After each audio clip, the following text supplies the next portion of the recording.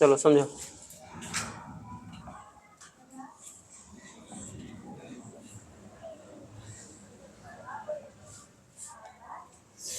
सबसे पहले इतिहास के सिलेबस को समझ लो। इतिहास जो हम लोग के पास है उसके 3 खंड हैं, यानी 3 भाग कह सकते हो, या 3 खंड कह सकते हो, या 3 सेक्शन कह सकते हो। जिसमें साधारणतः जो है लोग एक कहता है प्राचीन भारत का इतिहास, दूसरा कहता है मध्यकालीन भारत का इतिहास, और तीसरा कहता है वो आधुनिक भारत का इतिहास। इन तीनों शब्दों का अपना अपना अलग अलग मतलब है, और ये जो वर्गीकरण है इस वर्गीकरण का आधार भी है। किसी भी चीज़ को बांटना जितना सहज दिखता है, बांटने वाले के लिए उतना सहज नहीं होता है। जैसे कि आप लोग सिंपली गांव में देखते होंगे कि अगर एक पिता के पास 2 बीघा जमीन है, 2 बेटे हैं, तो सिंपल सा बंटवारा है कि 1-1 बीघा दे दो, बात खत्म। ऐसा लगता है ऊपर से देखने में। क्या बंटवारा इतना आसान होता है? नहीं होता है, बहुत जटिलता पकड़ लेता है। इस बंटवारे में पता ना कितने लोग की जानें भी चली जा चुकी हैं। तो उसी तरह से जो इतिहास के 3 खंड किए गए हैं, यह भी इतना सहज और साधारण नहीं है। इसके पीछे भी काफ़ी सारी जटिलताएं हैं।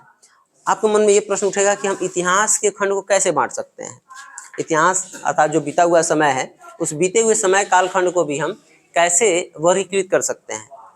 भाषा लेवल ठीक है कि ज़्यादा हार्ड हो जा रहा है? कहेगा तो और लो आ जाएगा भाषा। नहीं, अगर ऐसा ना हो कि हम बोलते चले जाए और आपको भाषा समझ में ना आए, ऐसा नहीं होना चाहिए। चलो कोशिश करते हैं कि हम और साधारण बोलने की। देखो समस्या ये है कि हर सब्जेक्ट का अपना अपना कुछ भाषा और कुछ शब्द होता है। उन शब्दों का अगर प्रयोग नहीं होगा तो फिर वो सब्जेक्ट जो है अधूरा लगने लगता है। पढ़ाने के लिए इंटरटेन करा करके हम तो एकदम लो से लो भोजपुरी में भी तुम लोग को पढ़ा दें, गांव देहात तो घर से जोड़ के पढ़ा दें, लेकिन समस्या ये है कि फिर उस पढ़ाई का तुम बहुत ज़्यादा लाभ नहीं उठा पाओगे। तो हर सब्जेक्ट की अपनी अपनी कुछ शब्द और कुछ विशेष स्तर होता है, उसको मेंटेन करना जरूरी हो जाता है। खैर, जैसे कि कहने का मतलब यह है कि इतिहास जो है उसको 3 भाग में कैसे बांटा गया, आखिर इसके बंटवारा के पीछे क्या कारण था, क्या आधार था। तो इतिहासकार बताते हैं कुछ घटनाएं, विशेष घटनाओं को लेते हैं और उसके आधार पर 2 अलग अलग खंड कर देते हैं। जैसे मान लो तुम्हारे परिवार के इतिहास को 3 खंडों में कैसे बांटेंगे, तो एक बाबा वाला इतिहास, एक पापा वाला इतिहास, एक तुम्हारा इतिहास, तुम्हारा कालखंड, 3 खंड में बांटा जा सकता है। अब प्रश्न यहाँ एक और उठता है कि बाबा तो तुम्हारे सामने भी जिंदा है, फिर उनका काल कब खत्म हुआ? तुम्हारे पापा भी हैं तो उनका काल कब शुरू हुआ? और तुम भी हो तो तुम्हारा काल कब शुरू हुआ? तो इसमें हम लोग कई सारे लॉजिक देते हैं कि बाबा जब तक जवान थे, जब तक पिताजी का नौकरी नहीं हुआ था तब तक बाबा का काल, पिताजी का नौकरी हुआ तो उसके बाद से पिताजी का चलना शुरू हो गया तब पिताजी का काल, पिताजी रिटायर किया तो उनका काल समाप्त, फिर हमारा नौकरी हुआ था हमारा काल शुरू, चाहे हम कमाना शुरू करें तो हमारा काल शुरू। इस तरह से एक विशेष घटना बताएं ना कि इस घटना की वजह से आप काल का बंटवारा कर रहे हैं, पिता का काल, बाबा का काल और अपना काल। उसी तरह से जो हमारा भारत है, भारत के इतिहास के कालखंड को भी कितने 3 खंडों में बांटा गया है। ठीक है, पहला खंड है प्राचीन इतिहास, दूसरा खंड है मध्यकालीन और तीसरा खंड है आधुनिक। अब प्रश्न वही आ जाता है कि आखिर क्या आधार है इसको बांटने का, कौन सी घटना है जिसकी वजह से ये बटी हुई है। तो अगर मोटे तौर पर हम देखें आपको समझाने के लिए, तो जिसमें आप अशोक सम्राट, राजा महाराजा इन लोग के बारे में जो पढ़ते हैं सुनते हैं, कनिष्क, गुप्त साम्राज्य, चंद्रगुप्त मौर्य, घटोत्कच, इस सब का जो नाम सुनते हैं इन लोग का, वो सारी की सारी जो है किस में आ जाएंगी? प्राचीन में आ जाएंगी। ठीक है, तो सारी की सारी प्राचीन काल में आ जाएंगी। फिर वहां से अब मध्यकालीन का बंटवारा कैसे हुआ? तो जैसे इंडिया में विदेशी आक्रमण होने शुरू हुए, दूसरे देश के लोग आकर के आक्रमण करके और यहाँ शासन करना शुरू किया, तो वहां से आ जाता है मध्यकालीन भारत का इतिहास। जब तक प्योर इंडियन था, राजा महाराजा इंडिया का था, उस समय भी कुछ विदेशी आए थे लेकिन उनको इंडियन ही माना जाता है। तो वो हो जाएगा हमारा प्राचीन इतिहास या प्राचीन भारत का कालखंड। दूसरा, जहाँ से विदेशी आक्रमण हुए, विदेशी आक्रमण के बाद भारत जो प्रभावित हुआ वहां से जो इतिहास है वो आ जाएगा मध्यकालीन। और जो तीसरा है आधुनिक, इसकी शुरुआत कहाँ से होती है, मध्यकालीन कब खत्म होता है। जैसे हमने कहा प्राचीन खत्म हुआ जब विदेशी आक्रमण हुआ, अरबों का आक्रमण हुआ। तो फिर प्रश्न उठता है कि मध्यकालीन चला कब तक, कब मध्यकालीन खत्म हुआ और आधुनिक शुरू हुआ। तो फिर एक और विदेशी का आक्रमण हुआ जिसको हम लोग अंग्रेज कहते हैं, या यूरोपियन कह लो, अंग्रेज ना कह करके यूरोपियन कहना ज़्यादा बेहतर होगा, क्योंकि पुर्तगालीज भी थे, डच भी थे, फ्रांसीसी भी थे, डेनिश भी थे, कई तरह के विदेशी कंपनियां थी, विदेशी लोग थे, तो हम यूरोपियन कह देते हैं। तो जब अरब वाले ने आक्रमण किया तो किसका शुरुआत हुआ, मध्यकालीन का। और जैसे ही मध्यकालीन समाप्त हुआ तो मध्यकालीन समाप्त करने वाले कौन हो गए, यूरोपियंस, अंग्रेज जिसे कह लेते हैं आप लोग। तो अंग्रेज आए और उन्होंने अरबों के प्रभाव को खत्म किया, चाहे जो यहाँ पर मुस्लिम शासक थे उनके प्रभाव को खत्म किया और अपना प्रभाव जारी प्रभुत्व जारी किया। तो इसको कहते हैं किसका शुरुआत, आधुनिक काल। अब आधुनिक काल का अंत कब हुआ, कब हुआ, अभी नहीं हुआ। अभी वर्तमान भी तो क्या है, आधुनिक ही है, मॉडर्न ही है। यानी अभी जो भी चीजें दर्ज होते जा रही है इतिहास में वो सारी की सारी किस में आएंगी, आधुनिक में। बात समझ रहे हैं। तो भारत के इतिहास को या कालखंड को कितने खंडों में बांटा गया है, 3, प्राचीन, मध्यकालीन और आधुनिक। प्राचीन भारतीय राजाओं से संबंधित इतिहास है और इसका अंत तब होता है जब अरबों का आक्रमण होता है। दूसरा, मध्यकालीन की शुरुआत अरबों के आक्रमण से शुरू होता है और खत्म तब होता है जब अंग्रेजों का आक्रमण होता है, अंग्रेजों का शासन स्थापित होता है। आधुनिक काल की शुरुआत अंग्रेजों के शासन से शुरू होता है और अब तक, मतलब कि यूं कह सकते हो अंग्रेज चलेगा फिर भी हमारा जो अभी वाला चल रहा है ये भी किस में आएगा, आधुनिक में ही आएगा। ठीक है, इतना तो समझ में आ गया। अब हम लोग जो पढ़ चुके हैं वो अभी हम लोग खत्म कर चुके हैं आधुनिक को, और अब हम शुरू करेंगे किसको। अब सोचोगे सर उल्टा चल रहा है, पहले प्राचीन पढ़ाना चाहिए था। एक बात बताओ, छोटा बच्चा को जब नाम सिखाना होता है अपने पूर्वजों का चाहे अपने पेरेंट्स का, आप कहाँ से शुरू करते हैं, परदादा से नाम शुरू करते हैं, जो आखिरी आपको याद है वहां से शुरू करते हैं, उसके पापा के नाम से शुरू करते हैं जो अभी उसके सामने खड़ा है, फिर उसके बाबा के नाम से शुरू करते हैं, और ऐसे करके पीछे की ओर जाते हैं ना। आप लोग जब इतिहास पढ़ने आए थे ना, आपकी स्थिति वो छोटका लड़का वाला था, इसलिए हम आपको शुरू किए कहाँ से, क्योंकि आप सुने हैं गांधी जी के बारे में, समझे, आप सुने भगत सिंह के बारे में, आप सुने सुखदेव के बारे में, आप सुने जलियांवाला बाग हत्याकांड के बारे में, इसलिए हमने शुरू किया आधुनिक से, ताकि आपको एकदम सा अजीब और नया ना लगे, इसलिए हमने आधुनिक से शुरू किया। अब आधुनिक पढ़ के आपको इतिहास का अभ्यास हो चुका है, कुछ इतिहास के आइडियाज हो चुकी हैं, तो अब हम चलेंगे अपने प्राचीन भारत को पढ़ने। प्राचीन भारत में आज से हम लोग 5000 साल पहले से लेकर के और अरब के आने तक के इतिहास को पढ़ेंगे।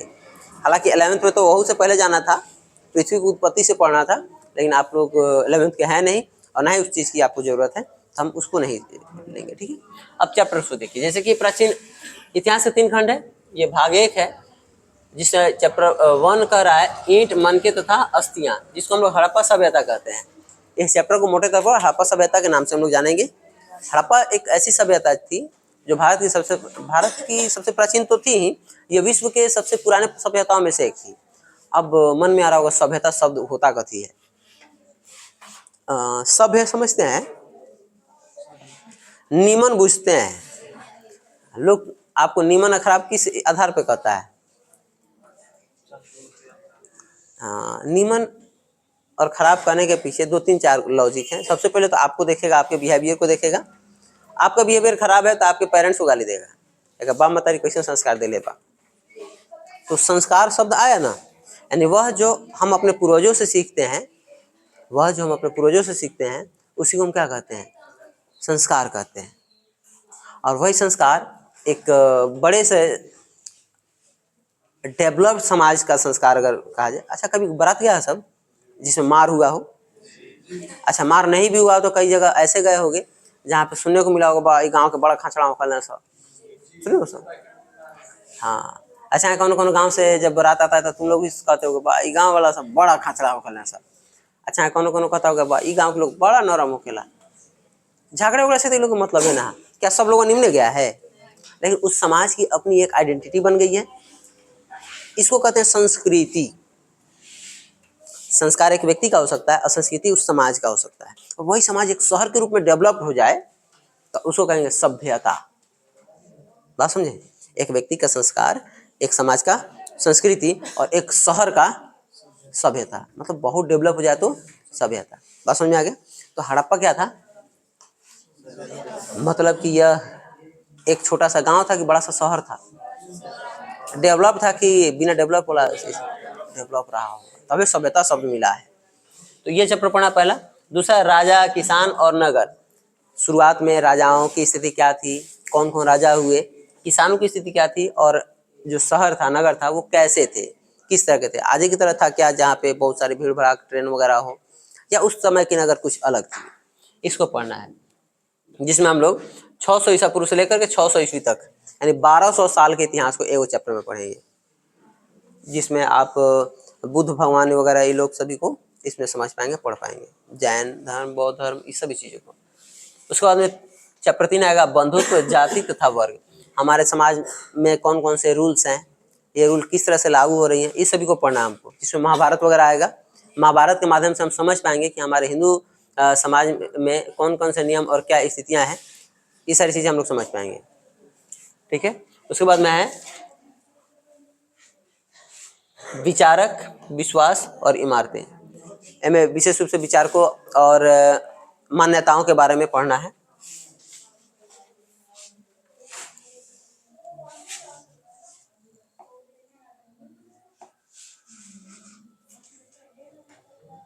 ये दूसरा भाग है ना।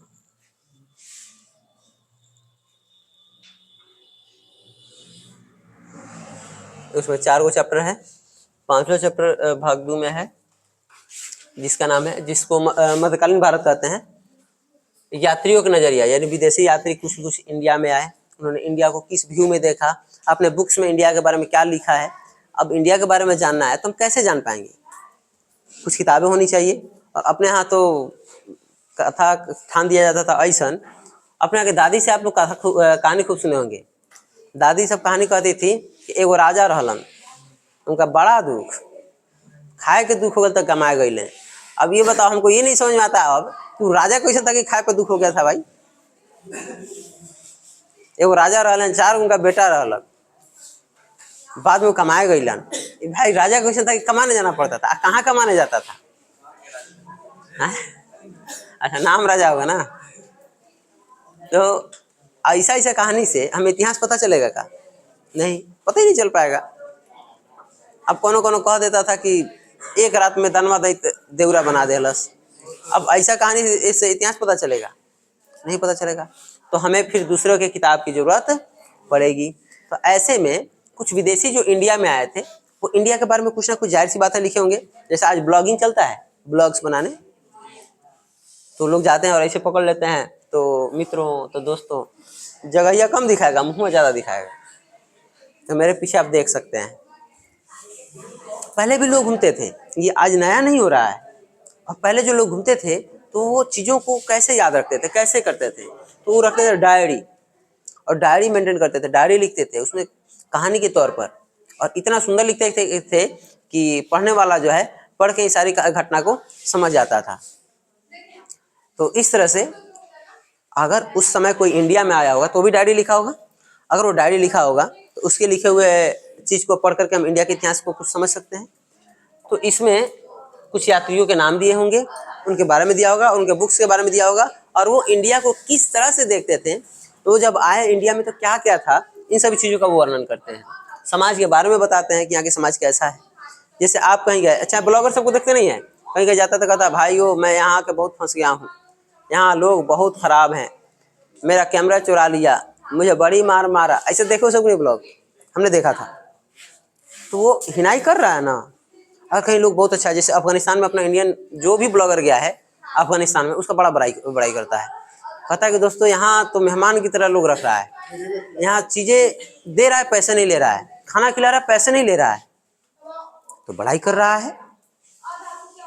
अब जब इंडिया में कुछ विदेशी आए होंगे तो देखे होंगे ना समाज के सिस्टम को, लोगों के तौर तरीकों को, उस चीज़ को लिखे होंगे अपने बुक्स में। तो वो बताते हैं हमारे समाज के बारे में, उनकी दशा स्थिति के बारे में, स्त्रियों की क्या स्थिति थी इसके बारे में। अगला छठा चैप्टर आएगा भक्ति सूफी परंपरा, भक्ति वगैरह के बारे में है। सूफी परंपरा मतलब ये इस्लाम से संबंधित है। आज तो ये देखने को बहुत कम मिलता है। धार्मिक विश्वासों में क्या बदलाव हो रहा था, जादू टोना वगैरह ये सब में किस तरह लोग फंसते जा रहे थे, किस तरह जुड़ाव था, ये सारी चीजें पढ़नी है। विषय 7 में पढ़ना एक साम्राज्य की राजधानी विजयनगर। विजयनगर नाम सुने हो सब? कृष्णदेव राय के राज में एक तेनालीराम का मंत्री रहता था। तेनालीराम की कथा तो खूब सुने होंगे। उसी के राज के बारे में पढ़ना है। आखिर वो राज कैसे बना, कैसे स्थापित हुआ, कौन कौन राजा शासन किए, कौन कौन सी उपलब्धियां उन्होंने धारण की, ये सभी पढ़ने हैं। चैप्टर 8 है किसान, जमींदार और राज के बारे में। इस समय किसानों की स्थिति क्या थी, जमींदार की स्थिति क्या थी और राज क्या करता था।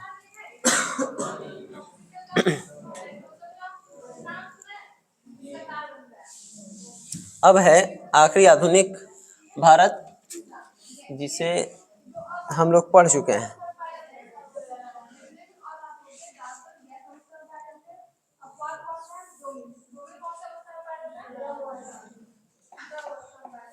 ठीक है, जैसे कि उपनिवेशवाद और देहात, अंग्रेजों के बारे में उपनिवेशवाद क्या है ये पढ़ चुके हैं। विद्रोही और राज 1857 की क्रांति पढ़ चुके हो सबने। महात्मा गांधी और राष्ट्रीय आंदोलन पढ़ चुके हैं। सविनय अवज्ञा आंदोलन और उससे आगे की बातें पढ़ चुके हैं। और संविधान का निर्माण भी हम लोग पढ़ चुके हैं। कल खत्म होगा। ठीक है, तो अब शुरू कीजिए प्राचीन भारत। हेडिंग दीजिए नए पन्ने पर प्राचीन